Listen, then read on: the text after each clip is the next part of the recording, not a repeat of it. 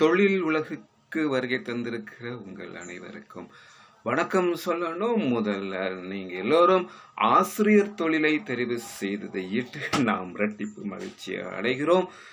உலகிலே உள்ள தொழில்களிலே மிகவும் உன்னதமான சேவை மனப்பாங்கு மிக்க ஒரு சமூகத்தை மாற்றி அமைக்கின்ற வல்லமை பொருந்திய சக்தி வாய்ந்த தொழில்களில் முதன்மையானது ஆசிரியர் தொழில் என நாம் சொல்லி வருகிறோம்.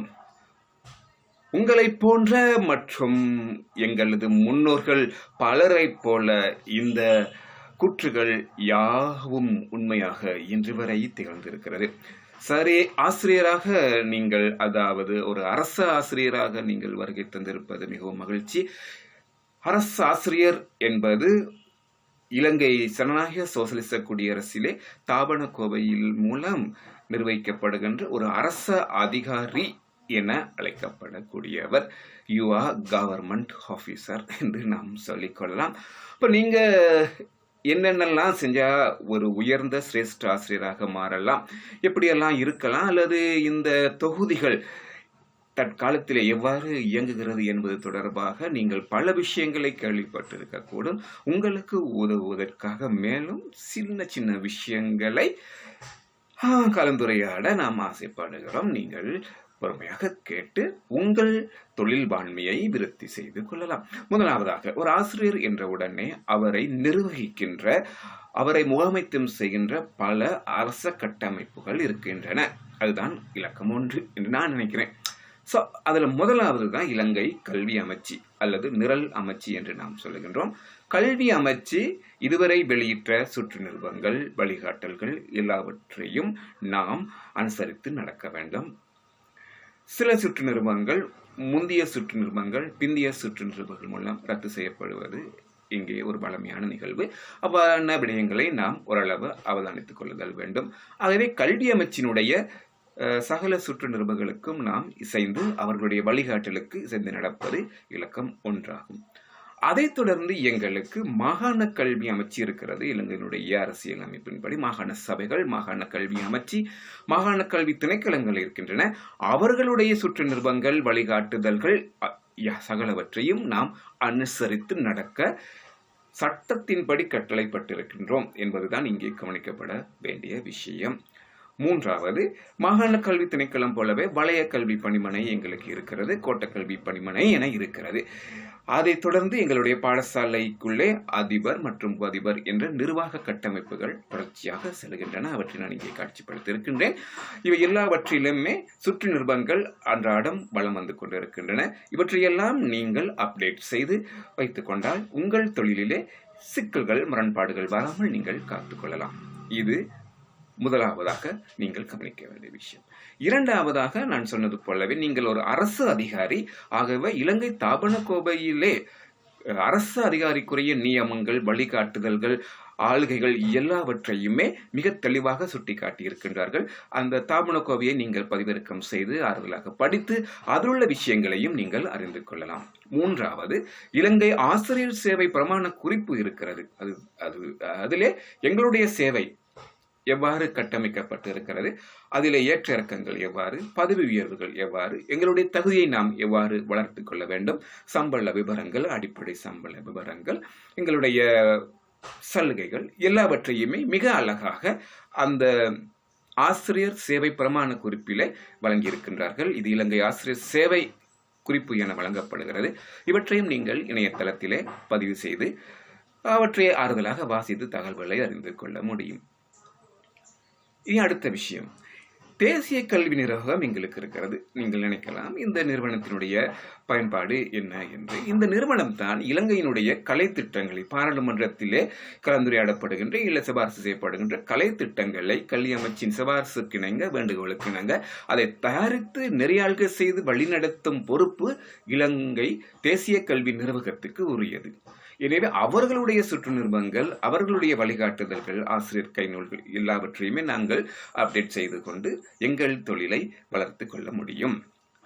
ஸோ இப்போ நாங்கள் தேசிய கல்வி நிர்வாகத்தை பற்றி பார்த்தோம், இலங்கை கல்வி அமைச்சு மற்றும் மாகாண கல்வி அமைச்சுகளை பற்றி கலைத்தோம், இலங்கை ஆசிரியர் சேவை பிரமாண குறிப்பை பற்றி நாம் கதைத்தோம். இவையெல்லாம் விலாவாரியாக தொடர்ந்து வரும் நிகழ்வுகளில் நாம் கலந்துரையாடலாம்.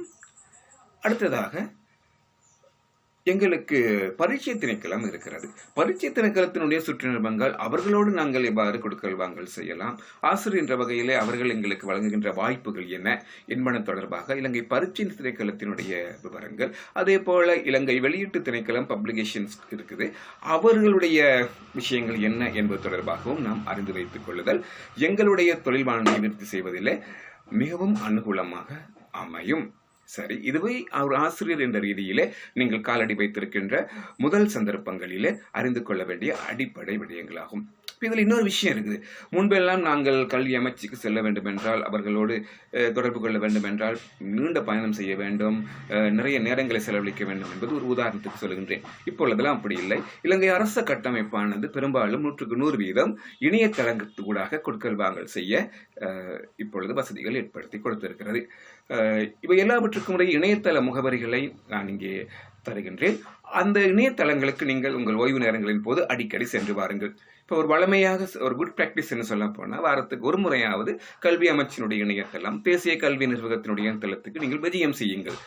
அங்கே அவர்கள் சொல்கின்ற அப்டேட்ஸ் என்ன என்று நீங்கள் அவதானித்துக் கொண்டால் உங்கள் தொழிலிலே நீங்கள் நல்ல ஒரு வசதியான நிலையிலே ஒரு முரண்பாடை சந்திக்காத ஒரு ஆசிரியராக நீங்கள் இருக்க முடியும். அடுத்ததாக இந்த சேவை பிரமாண குறிப்பிலே சொன்னதுபடி எங்களுக்கான தடை தாண்டல் பரீட்சைகள் இருக்கின்றன.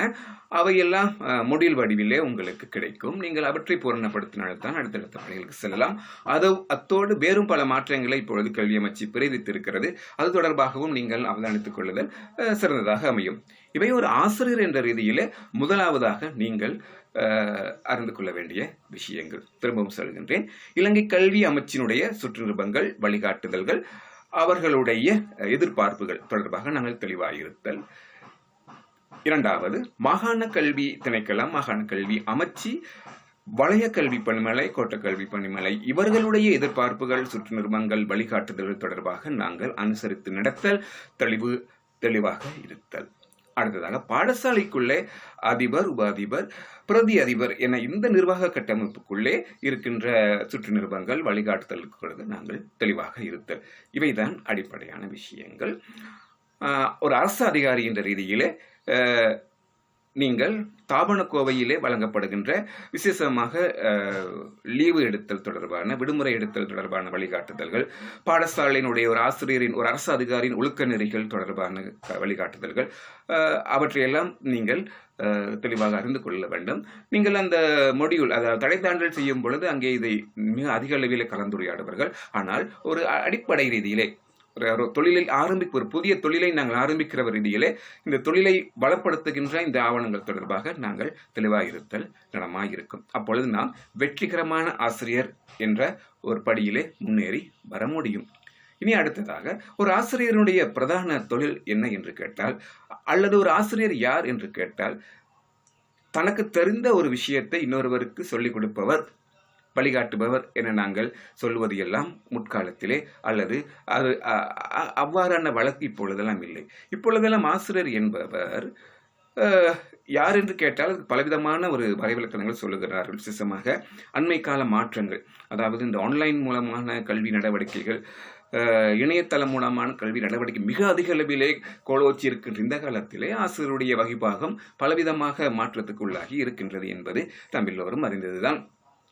அந்த வகையிலே பார்க்கும் பொழுது ஒரு ஆசிரியர் என்பவர் கற்றல், கற்பித்தல், மதிப்பீடு ஆகிய 3 நிகழ்வுக்கூடாக மாணவர்கள் மத்தியிலே செல்வாக்கை ஏற்படுத்தி அவர்களிலே நீடித்து நிற்கக்கூடிய சார்பான நடத்தை மாற்றத்தை உருவாக்க வல்லவர் ஆசிரியர் என ஒரு எளிய விளக்கத்தை நாம் கொடுக்கலாம். இது ஒரு நிரந்தரமான வரவிலக்கணம் அல்ல. 3 முக்கிய விஷயங்கள் நாங்கள் கவனித்துக் கொள்ள வேண்டும்.